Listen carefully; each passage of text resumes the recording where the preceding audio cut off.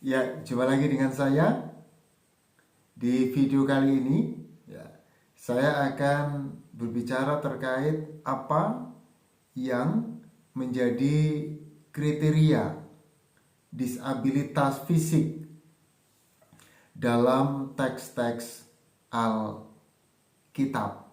Ya.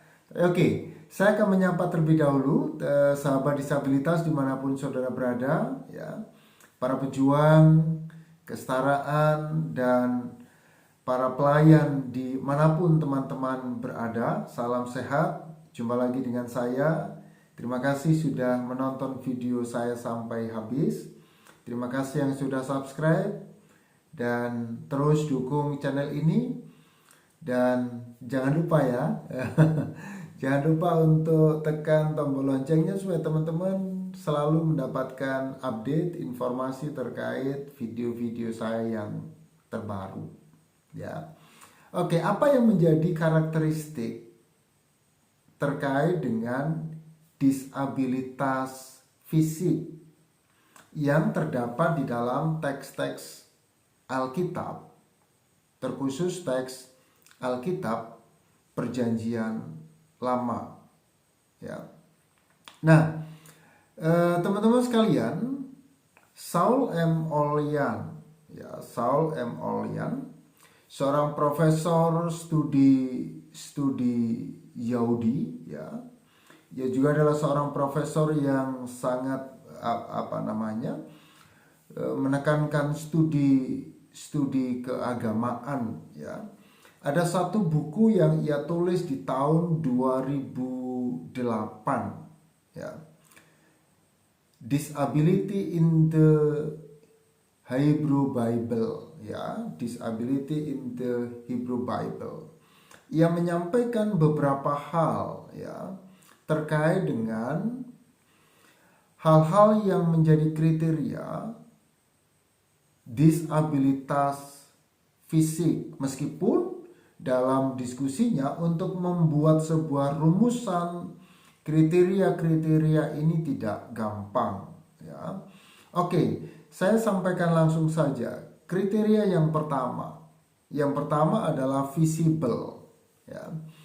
Jadi ia mengatakan disabilitas fisik itu merupakan hal yang bisa dilihat oleh mata, ya. Jadi disabilitas itu visible, nampak. Tangan saya misalnya, ya, ini nampak, ya, kelihatan, ya, dan bisa bisa ditonton gitu, ya, bahwa memang seseorang itu mengalami disabilitas secara fisik, ya. Oke. Ia mengatakan bahwa beberapa orang berpendapat bahwa semua cacat, semua disabilitas merupakan hal yang bisa dilihat oleh mata, yaitu bersifat visible, ya. Tapi bahwa tuli, bisu, dan disabilitas mental tidak dikonstruksi sebagai yang cacat, ya. Memang ia tidak nampak, ya. Artinya bisu tidak nampak seseorang itu bisu atau tidak, gitu, ya. Nah, disabilitas sebagai yang bisa dilihat itu mudah dipahami kalau kita menyaksikannya itu pada binatang, ya. Tetapi berbeda pada manusia yang mengalami kedisabilitasan, ya. Karena apa? Karena ia tertutup, ya, tertutup oleh baju. Saya misalnya kalau pakai jaket itu akan orang mungkin tidak tahu bahwa saya mengalami dislokasi tangan, gitu, ya, dan kemudian mengalami yang disebut dengan disabilitas, gitu, ya. Oke, itu, ya. Jadi kalau manusia bisa ditutupi oleh pakaian dan tidak nampak, ya, tidak ditonton oleh orang lain, ya. Nah, itu sebetulnya yang Olian sampaikan sama dengan orang yang mengalami sakit kusta, gitu, ya, yang tidak pernah diklasifikasikan dalam teks Alkitab itu sebagai yang cacat, ya. Oke, jadi yang pertama tadi, ya, visible. Jadi disabilitas itu nampak, bisa dilihat, ya. Misalnya pincang, timpang gitu ya, berbongkol, bungkuk misalnya, terlalu tinggi badannya atau terlalu pendek badannya itu nampak, ya. Oke, itu yang pertama. Yang kedua apa? Yang kedua adalah tidak seimbang. Apa? Asimetri, ya. Jadi kriteria yang pertama visible, kriteria yang kedua adalah asimetri, ya. Nah, meskipun ketidaktepatan, ya, atau tidak simetri merupakan karakteristik dari beberapa disabilitas, misalnya pincang, kehilangan mata, atau kehilangan gigi misalnya, itu juga menjadi tidak simetri, tetapi bukan merupakan karakteristik semua disabilitas. Ya, kalau tadi di atas saya sampaikan misalnya kusta, ya, kusta merupakan penyakit kulit yang tampak tidak simetri, ya, seperti halnya yang disajikan dalam kitab Imamat pasal 13 ayat 12 sampai dengan 27, ya, atau bilangan 12 ayat yang ke-12, tetapi tidak pernah masuk dalam klasifikasi disabilitas. Coba saya lihat ya. Imamat 13 ayat 12. Ya, sorry. Imamat 13 ayat yang ke-12. Oke. Jikalau kusta itu timbul di mana-mana pada kulit sehingga menutupi seluruh kulit orang sakit itu dari kepala sampai kakinya, seberapa dapat dilihat oleh imam. Dan kalau menurut pemeriksaannya kusta itu menutupi seluruh tubuh orang itu, maka ia harus dinyatakan tahir oleh imam. Ia seluruhnya telah berubah menjadi putih, jadi ia tahir. Tetapi pada waktu ada tampak daging liar padanya, najislah ia. Kalau daging liar itu dilihat oleh imam, ia harus dinyatakan orang itu najis, karena daging liar itu najis dan itu penyakit kusta. Atau apabila daging liar itu susu dan berubah menjadi putih, haruslah orang itu datang kepada imam. Kalau menurut pemeriksaannya penyakit itu telah berubah menjadi putih, haruslah imam menyatakan orang itu tahir. Memang ia tahir, ya. Jadi sakit kusta, ya, yang ada pada kulit seseorang itu dilihat menjadi bagian yang tidak simetris, ya. Oke.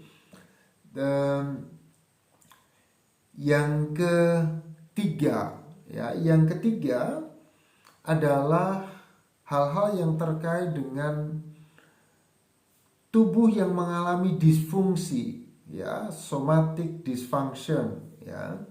Jadi disfungsi somatik ini merupakan kualitas tubuh yang menunjukkan kedisabilitasan. Tetapi ya, disfungsi tubuh ini tidak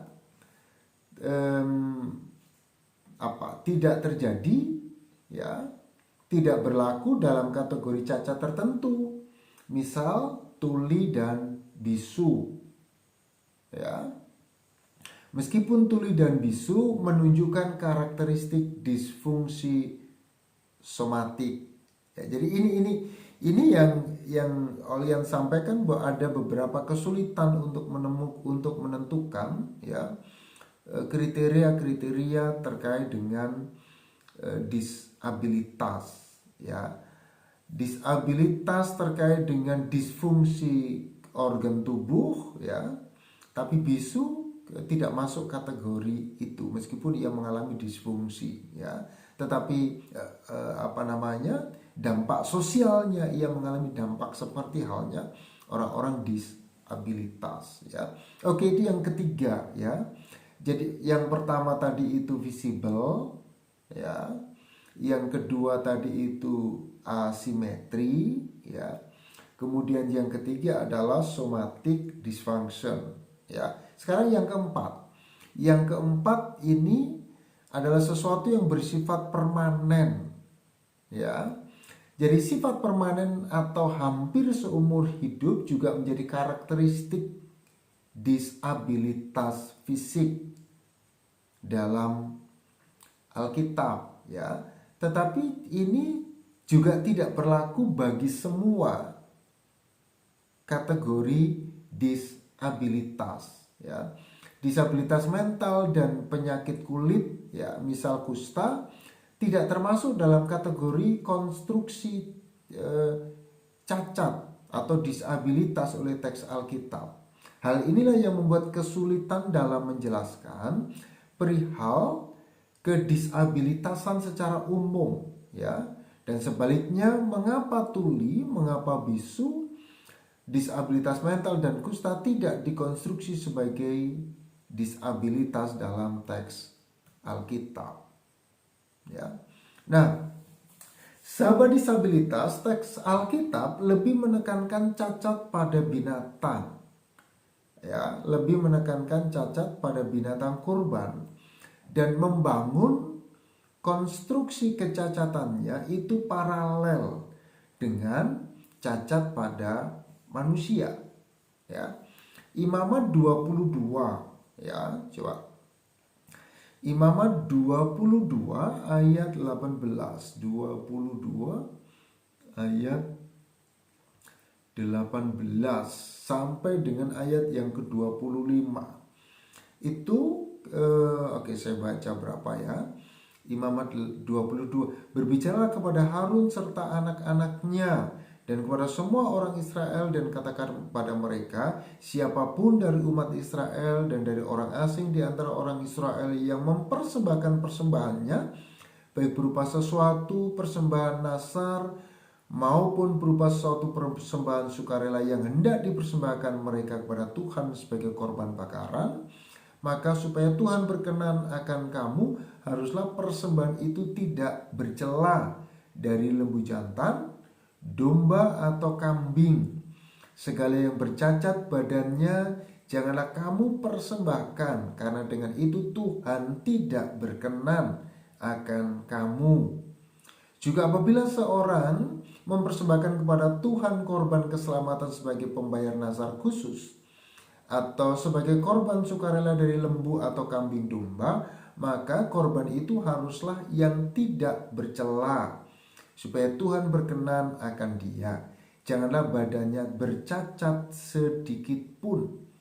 Binatang yang buta atau yang patah tulang, yang luka atau yang berbisul, yang berkedal atau yang berkurap, semuanya itu janganlah kamu persembahkan kepada Tuhan. Dan binatang yang demikian janganlah kamu taruh sebagai korban api-apian bagi Tuhan ke atas mezbah. Tetapi seekor lembu atau domba yang terlalu panjang, terlalu pendek anggotanya bolehlah kau persembahkan sebagai korban sukarela, tetapi sebagai korban nasar Tuhan tidak akan berkenan akan binatang itu. Tetapi binatang yang buah pelirnya terjepit, ditumbuk, direnggut atau dikerat, janganlah kamu persembahkan kepada Tuhan. Janganlah kamu berbuat demikian di negerimu. Juga dari tangan orang asing janganlah kamu mempersembahkan sesuatu dari semuanya itu sebagai santapan Allahmu, karena semuanya itu telah rusak dan bercacat badannya. Tuhan tidak akan berkenan akan kamu karena persembahan itu, ya.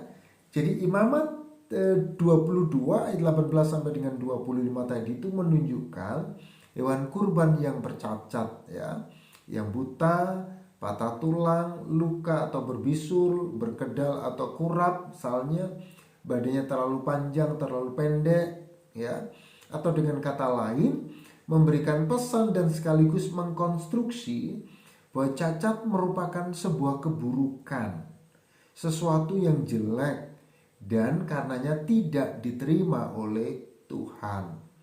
Mengapa tidak diterima? Teks tadi mengatakan bahwa inilah kekejian bagi Tuhan, ya. Oke, Ulangan 15 ayat yang ke-21 melihat, ya, coba saya baca untuk kita sekalian, ya. Ulangan 15 ayat 21. Tetapi apabila ada cacatnya, jika timpang atau buta, bahkan cacat apapun yang buruk, maka janganlah engkau menyembelihnya bagi Tuhan Allahmu. Ya, Jadi tidak boleh disembelih, tidak boleh dipersembahkan kepada Tuhan karena itu menjadi sebuah kekejian. Ya. Nah,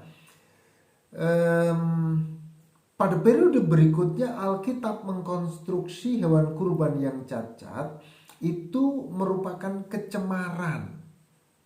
Ya. Jadi itu merupakan kecemaran bagi Tuhan, ya. Janganlah engkau mempersembahkan bagi Tuhan Allahmu lembu atau domba yang ada cacatnya atau sesuatu yang buruk, sebab yang demikian adalah kekejian bagi Tuhan Allahmu. Ya, itu bisa baca di Ulangan 17 ayat yang pertama, ya.